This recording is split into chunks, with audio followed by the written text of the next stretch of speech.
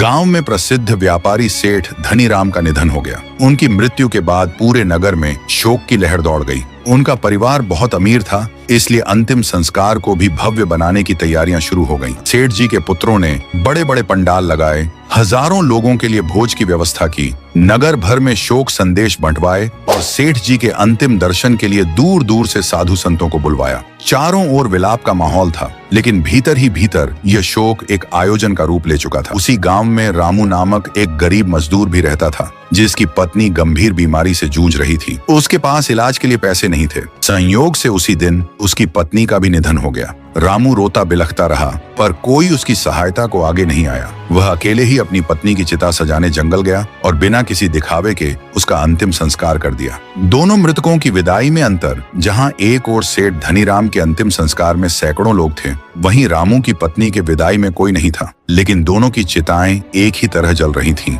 अग्नि में बदलकर, राख बनकर, शांति में विलीन होकर। सच्चा शोक क्या है? जब नगर के एक विद्वान संत ने यह देखा तो उन्होंने कहा, सेठ जी की मृत्यु पर हजारों लोगों का शोक दिखावा बन गया, जबकि रामू के आंसू सच्चे थे। शोक का मूल्य भाव में होता है, खर्च में नहीं। यह सुनकर नगरवासियों को एहसास हुआ कि असली शोक वह होता है जो हृदय से निकले, न कि वह जो समाज में दिखावे के लिए किया जाए।